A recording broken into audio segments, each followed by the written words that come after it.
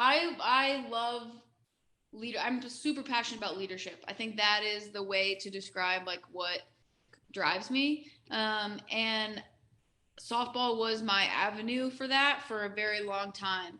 And I think when I got to West Point, for anybody that's ever been there, it is like it sells itself in terms of just culture and atmosphere, and it's one of the most incredible places. And I don't think I have never felt more grateful to be anywhere than to have a job coaching the sport I love at one of the most like incredible institutions in the country. So I fell in love with the process. I fell in love with recruiting athletes to not only just compete, but also like there was this life after, and they were going to go do something so honorable. And I got really bought into it. I would attend their classes.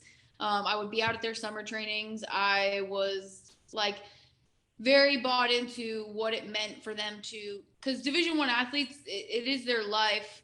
Their sport is their life, day in and day out. They're in the strength and conditioning, like they're in the strength room every single day. They're at conditioning practice. They're at getting tutored, and then they're back out at practice for specific positions. And it's like it is you're literally lining up every single hour of their day, and then these guys have all that plus military training, and the sacrifices they were making is just incredible. And I had this like pull to just, when I found out that I could possibly be a part of this, I was like, I have to see if this is for me or not. And coaching, and one of my mentors described it to me as he was like, coaching, being an infantry officer and coaching a college sport are very similar. Like as a officer in the Army, you have a platoon of people and you kind of have to figure out where and who is best at what position. Like who's your best squad leader, who's your best team leader, where do you want them, like who's going to be best on your assault line, who's going to be best in your support by fire, and all these crazy things. And it's like, okay, who's my best for shortstop right now, who do I want on the mound for this game, and like what is my batting lineup. They're all like, it's all like coaching and mentoring every single day. And I knew that I wasn't leaving coaching. I just knew that I was trying to take my leadership, my passion for leadership, to a different level. And so I was like, I will never know if I don't try. And so I'm just going to go all in, and I'm going to go to officer candidate school, and I'm going to give this thing a try and see if I can continue to grow, because I'm very big on like building my leadership abilities, growing in that department, and let's see where else I can take this, and like, what avenues will it open up for me. So Oh, I mean, elaborate for our list. Like, what did that look like? So you jumped in full, like, go ahead, tell your story. This is your platform. Go ahead. Come yeah, on. okay. So then once I made this decision, I applied to officer candidate school. I got in.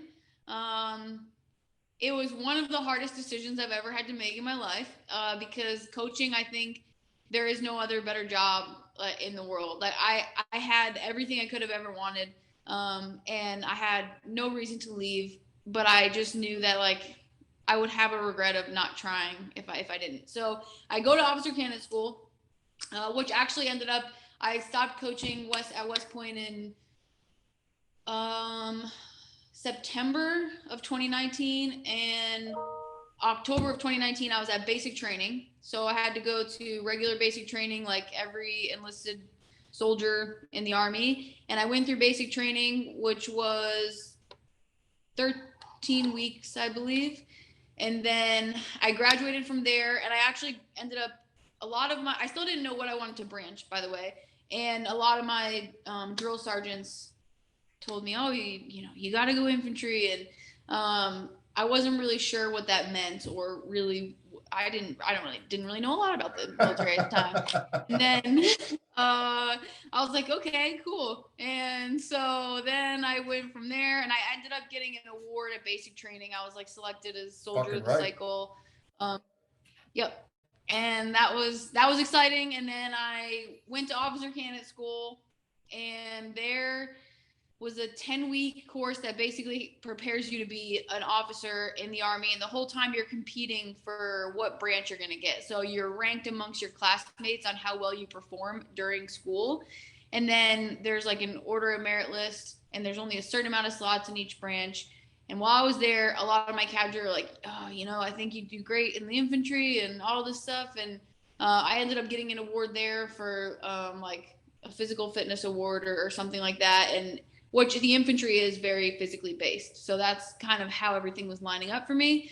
And it's also competitive, and I put it at the top of my list, and I got it. And then I went to a 19-week course for infantry training specifically. So it's 14 weeks of that course is spent in the woods. 14 of the 19 weeks is spent in the woods, basically learning how to perform infantry tactics. And then from there, I graduated. I ended up coming to Bragg, going through their pre-ranger course. And once I finished the pre-ranger course, I was sent to ranger school. And then I spent more days than I wanted to, but I think it was like 70 days, 78 days or something like that at ranger school. And then I ended up graduating ranger school as like the 113th female to graduate. And now I'm back here at Bragg. I mean, so again, anybody that's listening, I started this podcast off by saying this fucking certified badass on this podcast. And like, you go ahead and play that back. Like, yeah, I was not wrong. Thanks. No, like you should be proud of that. I'd be proud of that. I mean, we just had a guest on today that was talking about some other accomplishments that she had. And I was like, fuck, you should be proud as hell of that. Like, I'd be proud as hell. One of the things that I kept writing down as you were talking is leadership. And this was softball was your avenue for leadership. And now this is your avenue for leadership. I'm not going to talk about my opinions on leadership and how I think coaches in sport can misinterpret military leadership, but let's just start off with what you personally believe the word leadership means and what does it look like for you? I think it comes in a lot of different forms. But I believe for me personally, and I think it's changed for me over time as well, but leadership is not, I don't think it's something that you, like, I don't know that it's like tangible. Leadership is something that you like exude every single day, in my opinion. I believe that you walk, like the way you walk, the way you talk, like it is leadership. Your ability to help people is leadership. Your ability to impact others is leadership. I believe that every single day, whether they're somebody that you literally get to mentor, like from morning to evening on a daily basis, or somebody that you are passing by in the park, like you either have an opportunity for leadership or you don't. And it's basically your integrity and the way that you carry yourself. But ultimately, like your ability to impact others for the better, the ability to change their lives, the ability to push them, the ability to help them grow, the ability to change and create culture. I think it comes in just so many different facets. It's one of the most dynamic, and I think one of the most impactful things that we have as individuals. And you don't see it. There's so much bad leadership, and that's the other thing is like throughout all this, like I have taken something away from every leader that I've ever had, good or bad. I know what I don't ever want to emulate, and I know what I want to give to the people that I'm given the opportunity to lead.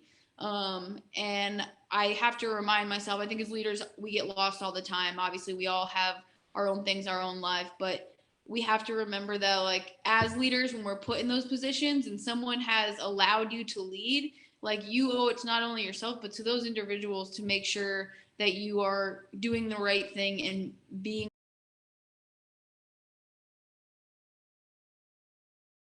Congratulations on making it to the end of the video. Why don't you celebrate by watching more videos just like it?